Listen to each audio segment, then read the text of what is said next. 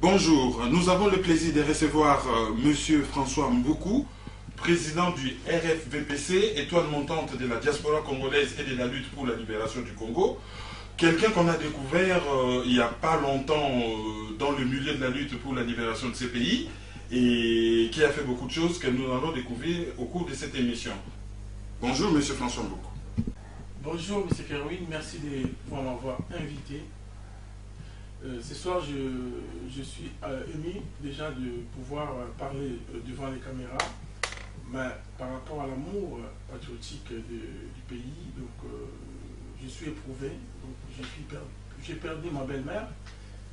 Nos condoléances le plus attristé déjà. Merci. Donc, c'est une personne qui comptait beaucoup pour moi. Et je lance aussi mes condoléances à toute ma famille et à toute ma famille parce que je suis dedans. Donc vous voyez que c'est quelque chose qui m'a beaucoup affecté et voilà, c'est pour cela que j'étais silencieux. Et là je pense que j'aimerais aussi remercier la télévision africaine qui me suit et qui est là pour essayer de... Afrique TV. Tout à fait, donc qui est là pour pouvoir donner des images au public.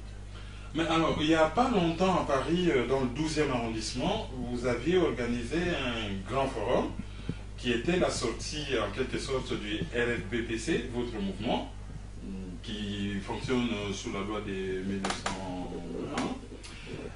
Il y a eu un vide. Comment expliquez-vous ce vide-là? Donc d'abord, notre mouvement est un mouvement politique.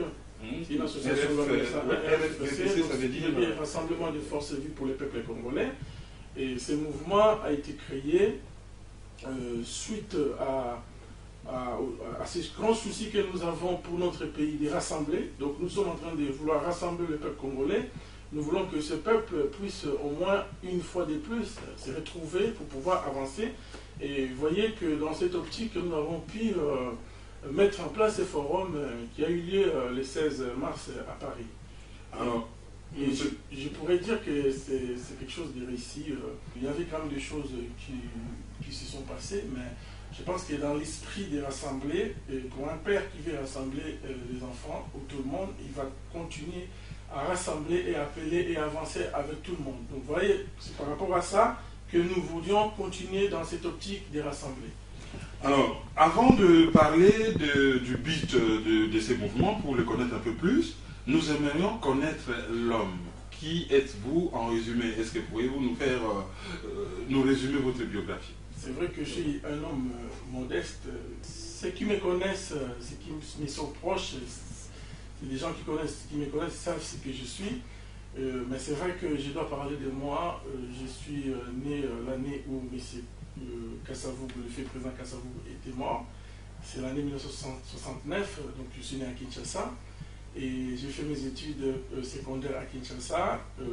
Dès mon bac professionnel, j'ai rejoint l'Europe et puis j'ai continué à servir Dieu comme j'avais déjà commencé des cours bibliques à Kinshasa. Donc j'ai des pasteurs qui m'ont prêché et il y en a d'autres qui sont en Europe, qui vont se retrouver, c'est ce que je suis en train de dire.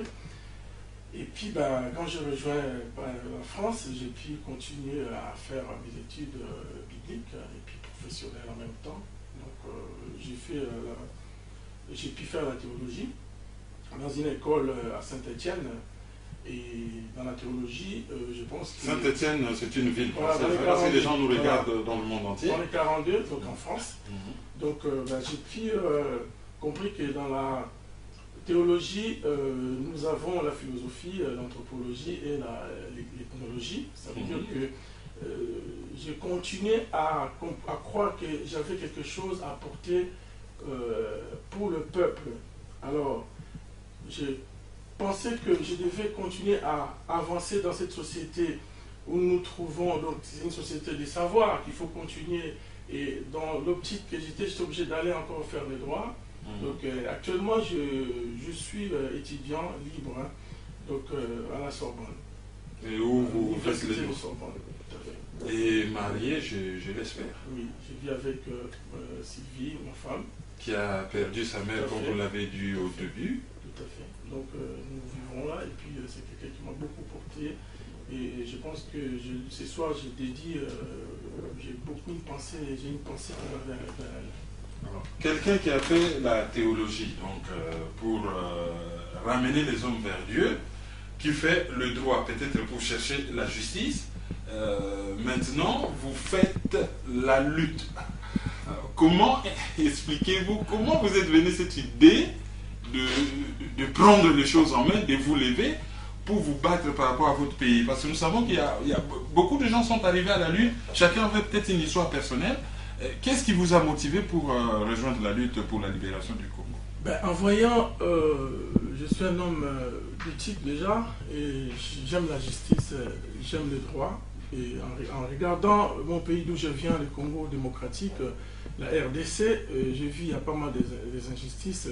J'ai vu que ces pays ne décollent pas et qu'il y a l'injustice, et nous avons nos frères combattants qui nous ont avancé pour pouvoir faire la lutte, et leur lutte est noble et juste, et nous trouvons dans cette lutte. Et voyez, en regardant cette injustice, en regardant la nature du régime actuel en place, donc ça, toutes ces choses-là m'ont beaucoup frustré. Et tant que le pays s'appelle une république démocratique, donc je ne comprends pas, j'ai voulu plus savoir ce qui doit passer par rapport à ce qui se passe. C'est pour ça que je me suis engagé totalement, et je me suis j'ai essayé d'arrêter mon activité pastorale pour pouvoir au moins avoir du temps pour pouvoir lutter pour le combat que nous sommes en train de faire pour pouvoir libérer ces pays, et tant que le mouvement que nous avons mis en place, RVPC, a le but de pouvoir vraiment libérer totalement les pays. Mais les libérer de qui et de quoi? Libérer les pays par rapport aux occupants qui ont occupé les pays. Nous savons que ces pays, et aujourd'hui c'est un pays où il n'y a pas de droit, où nous voulons amener un état de droit. Le pays est occupé par plusieurs personnes, dans la complicité, il y a beaucoup de complicité dans ces pays. Il y a le pillage des matériaux, des minéraux, et le peuple est malmené, et il y a des morts, il y a des assassinats, il y a des viols. Et aujourd'hui, il y a même la communauté internationale qui a pu voir ce qui se passe et qui n'arrive à rien faire. Alors le plan a été fait que M. Kagame, il a mis son plan machiavélique pour le Congo. Donc il a mis quelqu'un en place qui s'appelle M. Kanambe, son vrai nom. Et aujourd'hui, il est baptisé Kabila. Et nous connaissons les enfants de Kabila, les enfants légitimes, même bien qu'ils soient adoptés. Mais si tel est le cas, c'est avec la complicité des Congolais, ne pensez-vous pas? Et comment allez-vous lutter contre quelqu'un si vos propres frères sont complices de ce qui se passe? C'est pour cela notre but, c'est de pouvoir sensibiliser, la population, pouvoir sensibiliser même ces personnes qui sont auprès de légitimer, qui sont en train de légitimer ces pouvoirs. Donc c'est nos frères, bien sûr. Nous voyons l'histoire de la France. La France aussi a traversé dans des époques où il y avait la prise des Allemands en France, et après les Français ils se sont battus pour pouvoir avancer. Donc pour nous, ces pays où nous nous trouvons, ça nous sert de modèle pour pouvoir faire aussi la lutte que nous menons. Alors vous dites que vous allez sensibiliser les Congolais, mais quels sont les moyens dont vous disposez justement pour sensibiliser les Congolais? Pour sensibiliser les Congolais, d'abord nous avons mis en place, nous proposons aux Congolais une chaîne de télévision. Maintenant nous essayons de leur dire, nous dans notre part, le RVPC, nous amenons cette proposition pour leur proposer cette télévision qui va nous servir de pouvoir sensibiliser les Congolais de l'intérieur et de l'extérieur.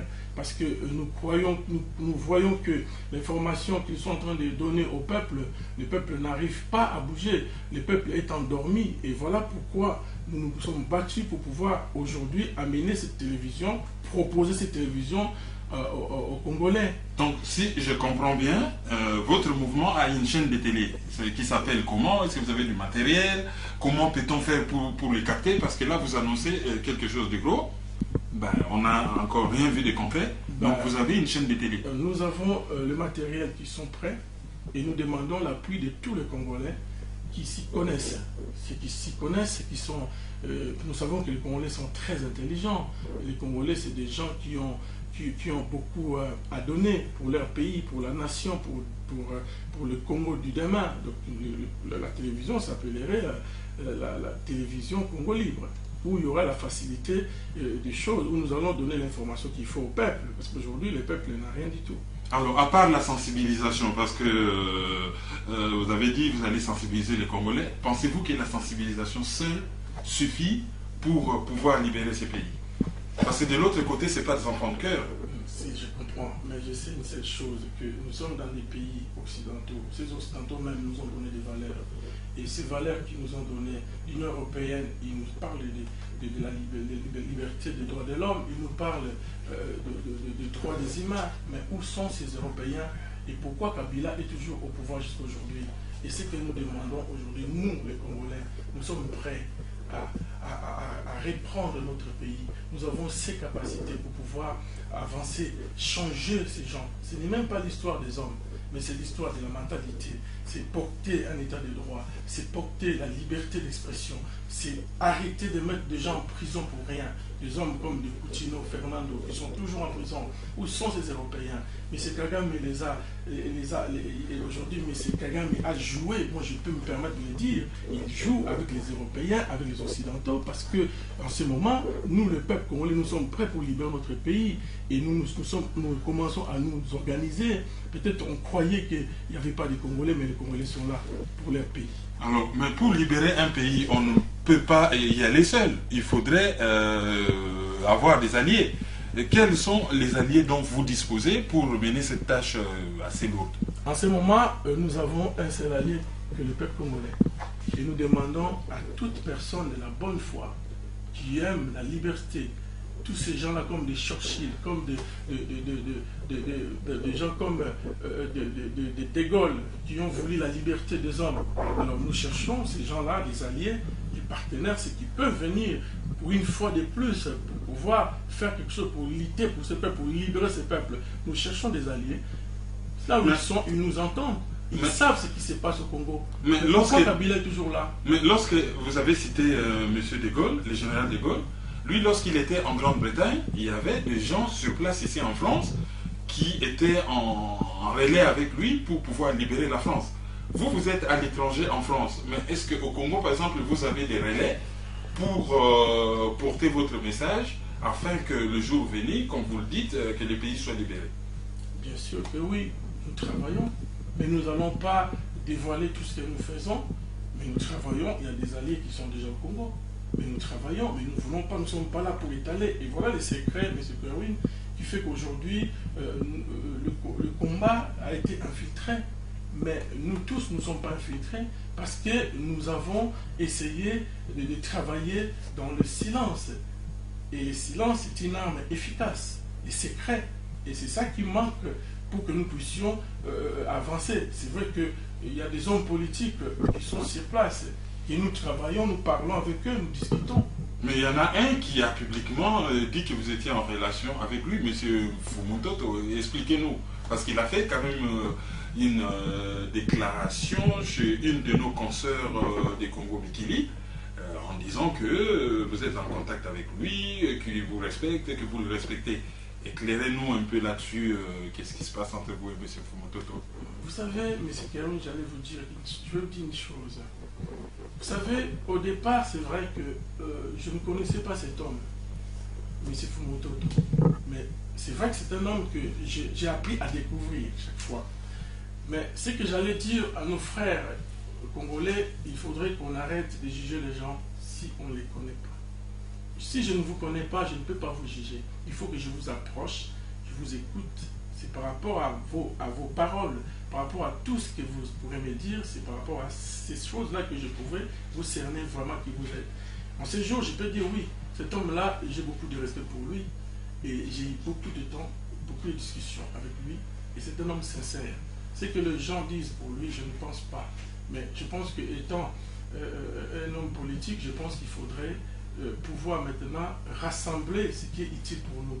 Chaque personne qui parle au nom du Congo, qui défend le Congo, je pense qu'il devait être mon ami, il devait aussi être votre ami ou l'ami de nos frères qui sont partout. Donc nous ne pourrons pas continuer à dire qu'un tel est ceci. Non, il faut arrêter. Alors si aujourd'hui nous voyons ce que Kabila a fait, alors Fumutoto n'est pas riche, mais Kabila donne de l'argent à tous ceux qui sont tout autour de lui.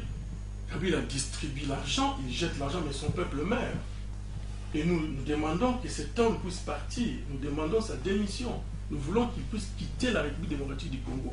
Et nous demandons à cette communauté internationale qui continue à nous laisser dans cette situation.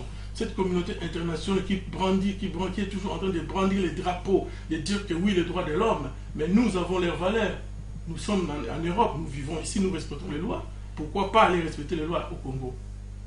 Alors, mais la question qui me vient à l'esprit, lorsque je vous vois parler avec conviction, je me pose la question, qu'est-ce qui fera que demain, vous, au Congo, vous n'allez pas vous comporter comme tous ceux qu'on a connus depuis l'époque de Mobutu jusqu'à aujourd'hui? Vous savez, la plupart des hommes qui ont le pouvoir, pas tous, mais à peu près ceux qui sont au Congo, le gouvernement qui est en place, ils font acheter la conscience. Le pouvoir achète leur conscience. Mais moi, je ne pense pas.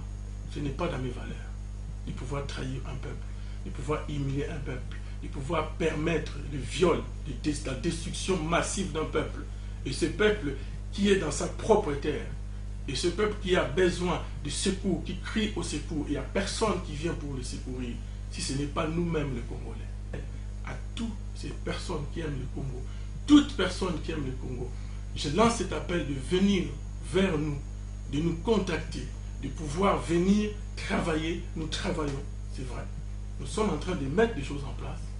Nous travaillons, mais nous travaillons dans le silence total.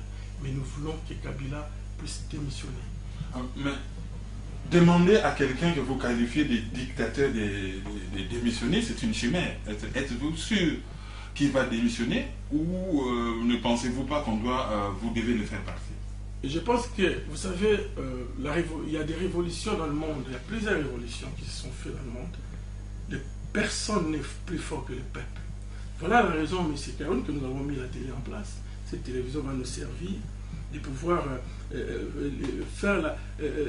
pouvoir vraiment communiquer, donner la vraie information, informer le peuple de l'intérieur, dire la vérité, parce que c'est que RTNC montre, c'est pas une télé ça. C'est une télé du pouvoir, donc c'est pas une télé pour le peuple. La télévision est là pour essayer de donner l'information qu'il faut au peuple. Alors à partir de cela, nous pourrions avancer.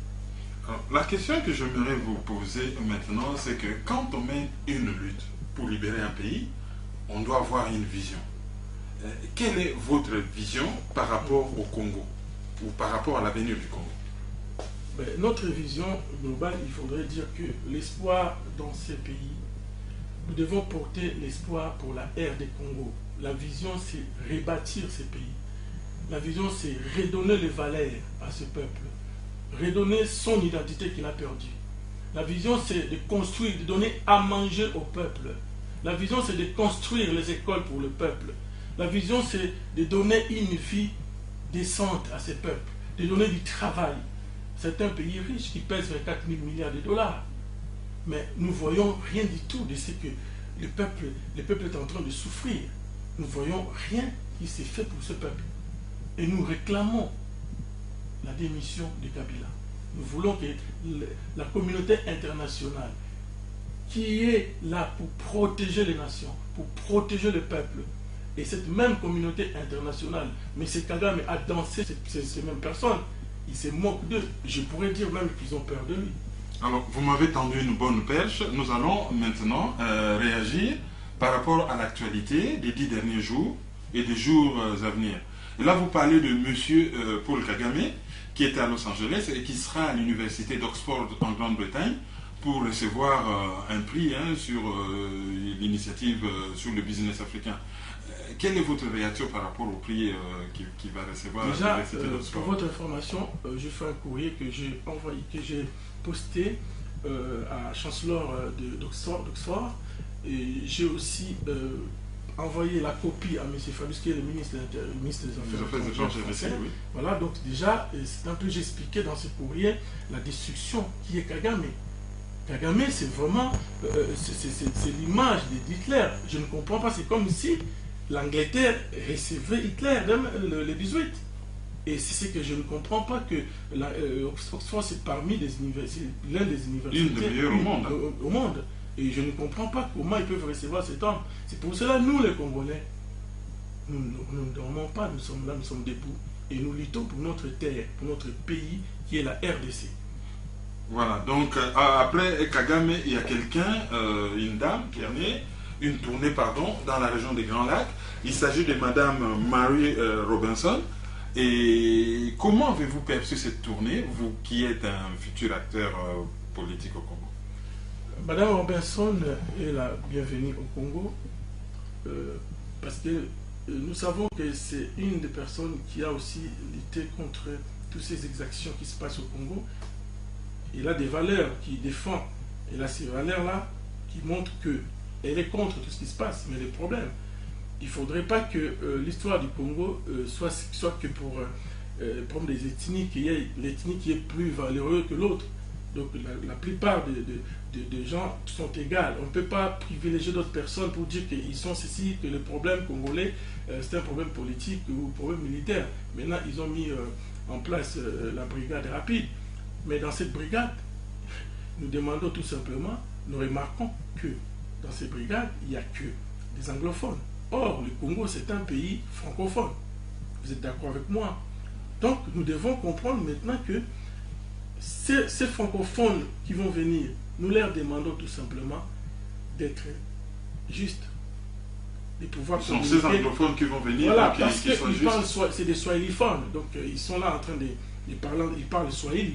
Les Tanzaniens parlent swahili, l'Est du Congo, c'est aussi swahili, donc nous leur demandons de venir pour pouvoir aider cette population, mais pas pour venir encore balkaniser les pays. Autrement dit, vous faites confiance à Madame Robinson, mais quelque part, il y a un peu de soupçons, un peu de doute. Tout à fait. Parce qu'on ne peut pas dire que le problème du Congo, c'est l'impression qu'elle a donnée quand elle a fait ses déclarations, c'est comme si elle voulait donner de la valeur à une ethnie de l'Est. Or, le Congo, il devait avoir un gouvernement central pour décider toutes ces choses. Mais entre-temps, je peux vous dire que le gouvernement central, c'est un gouvernement qui est corrompu, qui est dirigé par M. Kagame. Alors, où est la légitimité du Congo? Et nous sommes là pour remplacer ces gens-là. Nous sommes là pour pouvoir amener la démocratie au Congo. Nous sommes là pour pouvoir libérer ce peuple qui a tant souffert pendant 53 ans. Et je pense que le roi des Belges l'a dit lui-même, concernant l'intangibilité des frontières, même le président de la France l'a dit. Donc nous pensons qu'ils sont dans la bonne voie. Cette fois-ci, c'est la vraie justice. Et nous demandons, ces hommes-là qui ont fait du mal, qui ont détruit toute une nation, les M23, on ne peut pas mettre un drap sur les M23. Les M23, c'est des gens qui devaient être traduits en justice. Mais si j'ai encore la bonne mémoire, ils ont été qualifiés comme si c'était des bandits. C'était des groupes terroristes, mais je ne comprends pas qu'on continue à négocier avec des terroristes. Alors, quelque chose... Quelle confusion. Alors, quelque chose toujours par rapport à ces dossiers de l'Est, il y a des gens qui préfèrent une solution militaire, d'autres proposent une solution politique, et il y a un acteur qui a proposé le dialogue, c'est M. Kamere. Que pensez-vous des déclarations qu'il a faites dernièrement par rapport à sa position sur tout ce qui se passe à l'Est, et notamment quand il est allé voir M. Tshisekedi, qui ne l'a pas reçu? Bon, vous savez, pour moi, tous ces politiciens-là, si réellement ils étaient pour le peuple, soi-disant qu'ils sont en train de défendre, pour moi en tout cas, les gens doivent savoir ce qu'ils sont en train de dire aujourd'hui ou demain ou après-demain. Moi j'ai un article là, j'ai regardé sur ce monsieur, à chaque fois il vient pour continuer à sauver Kabila.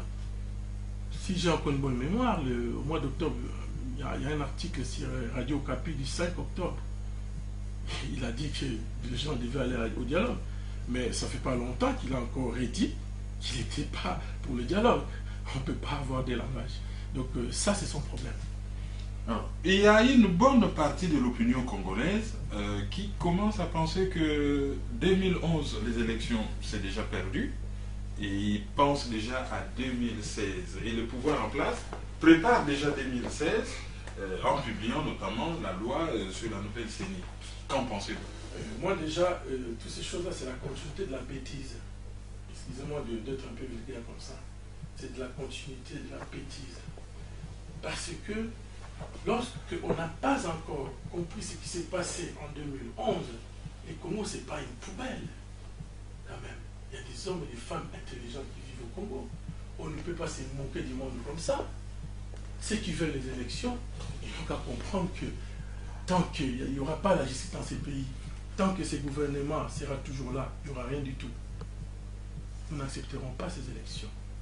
Si tant que eux, je vois déjà il y en a d'autres qui commencent à parler de 2016, tout en validant ce qui s'est passé en 2011. Je ne pense pas que les personnes qui réfléchissent soient disant des professeurs, des gens intelligents, mais les Congolais doivent se réveiller. Les Congolais doivent comprendre que ceux qui sont sur place, qui sont en train de donner la force à ces sanguinaires, c'est ces gens-là que nous devons aussi parler à ces gens-là, faire comprendre à ces collabos ce qu'ils sont en train de faire. Bon, vous savez, je suis je ne suis pas dans mes émotions, mais l'amour du pays, l'amour du peuple qui souffre, c'est parmi mes valeurs de défendre ces gens-là. Alors, maintenant, au début de l'émission, vous vous êtes présenté comme étant pasteur. Est-ce que par ces temps qui courent, pensez-vous que c'est un titre qu'on peut porter aussi facilement, avec tout ce qui se passe?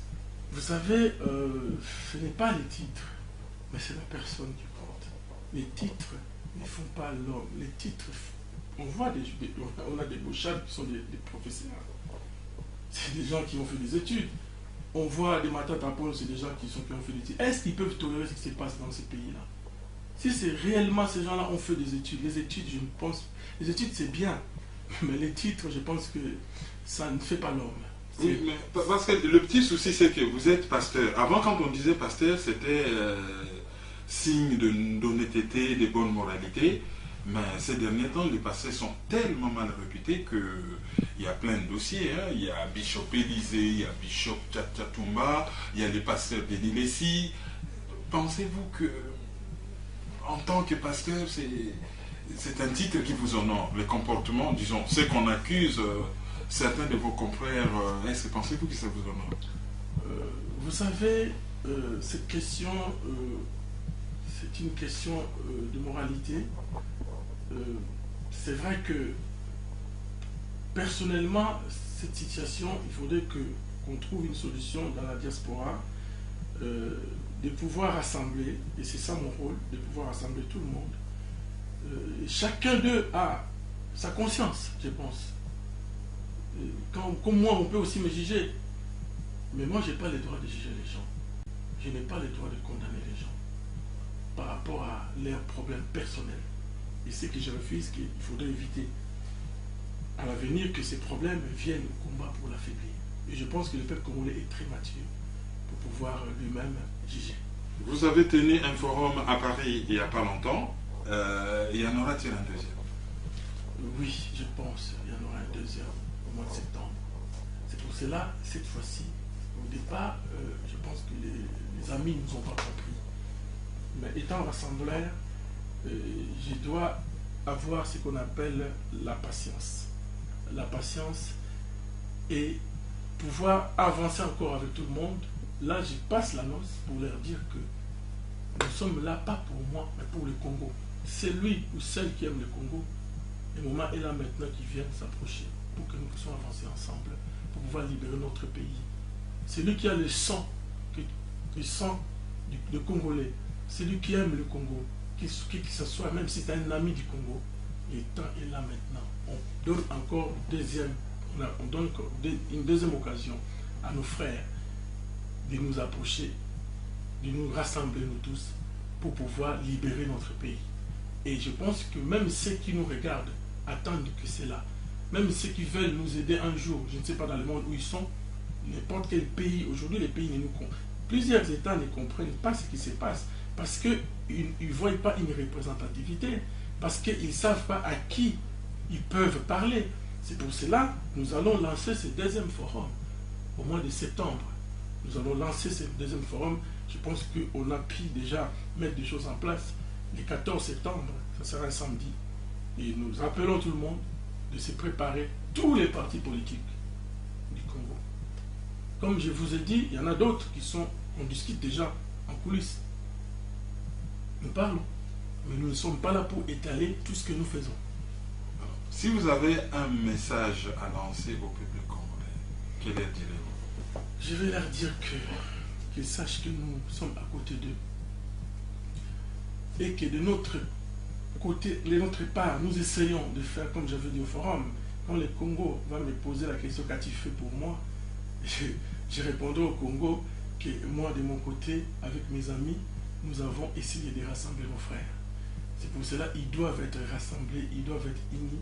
C'est dans l'unité que nous allons pousser dehors l'occupant, comme la France a fait, comme d'autres pays qui ont été sous l'emprise ont fait. Et nous attendons de ce peuple de se prendre en charge, comme M. Etienne Tshisekedi nous a dit. Nous devons nous prendre en charge.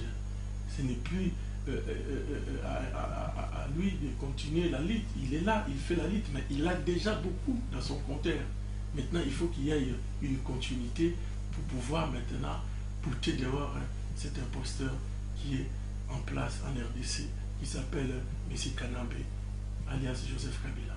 Alors, s'il faut vous contacter ou contacter les RFVPC, comment on fait?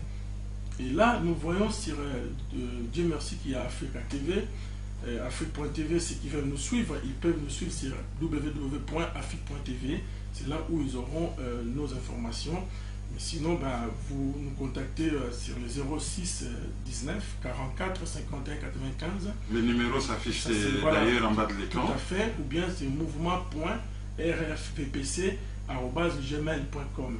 Ou bien c'est Facebook, mouvement RFVPC. Donc ceux qui veulent nous contacter, ils peuvent nous laisser des messages. Mais je pense que l'heure est grave pour le Congo, que tous les Congolais doivent vraiment se réveiller et pour pouvoir avancer. Donc je lance l'appel pour ceux qui veulent nous aider. Nous avons besoin de vous. Venez nous aider. Nous avons les matériels, ceux qui ont des moyens financiers, ceux qui ont des connaissances, ceux qui se connaissent dans la télévision. Venez nous aider. Nous sommes que nous-mêmes. Et nous demandons à tous les amis du Congo, ceux qui aiment le Congo, venez nous aider. Venez mettre votre main à la pâte pour pouvoir libérer ce peuple qui est dans une prison de 70 millions de personnes à ciel ouvert. Voilà mon message. Donc pour le peuple congolais, tenez bon, nous luttons, comme vous aussi les peuples de l'intérieur, nous luttons. Je félicite des gens comme des messieurs comme Fumutoto, qui fait la lutte sur place, qui est traqué. Et nous avertissons à ces régimes de pouvoir respecter des hommes politiques. Messieurs, comment il s'appelle, celui qui est en prison, Mo qui est en prison, on a arrêté le député Diomi pour rien. J'ai suivi la lamentation de sa femme. On ne peut pas continuer à se moquer des gens comme ça. Alors qu'est-ce que la communauté internationale attend pour libérer ces pays? Mais nous sommes là. S'ils veulent pour les contrats, nous allons travailler ensemble. Mais nous voulons tout simplement que le peuple puisse bénéficier de ce qu'il lui doit, de son dû. Donc voilà, nous sommes prêts, nous travaillons. Il faut qu'ils nous fassent confiance, nous, les fils du pays. Si les gens font, je remercie les présidents chinois de pouvoir comprendre, de pouvoir arrêter des contrats inutiles, des contrats qui sont signés par une bande de voyous, par une bande des assassins. Et j'appelle tous les pays, tous ces pays qui sont dans des contrats avec ces gens-là, ils n'ont qu'à nous retrouver, ils n'ont qu'à nous contacter. Et nous appelons tous les partis politiques congolais. Nous pouvons nous rassembler. Je sais que vous avez de l'expérience plus que nous, mais nous avons besoin de vous. Venez, nous avons besoin de vous. Nous devons nous rassembler pour pouvoir libérer notre pays et notre peuple qui pleure. Nous voulons que ce peuple puisse un jour sortir avec des cris de joie. Voilà ce que nous demandons à toutes ces personnes qui pouvaient nous aider, qui pouvaient venir, qui peuvent écouter ces cris du cœur. Pour les amis du Congo, pour ceux qui aiment le Congo, pour le Congolais, nous devons nous rassembler le 14 septembre 2013 à Paris. Nous allons nous rassembler, nous allons vous donner les adresses les jours prochains. D'accord. C'est sur cet appel que nous clôturons cette émission avec M. François Mboukou. Émission que nous dédions également au pasteur Daniel Bessiki qui nous a quittés. Quelqu'un qui a participé par exemple à la traduction de la Bible en Kisakata et c'est lui aussi qui a sous-titré le film sur Jésus-Christ dans la même langue. Paix à son âme.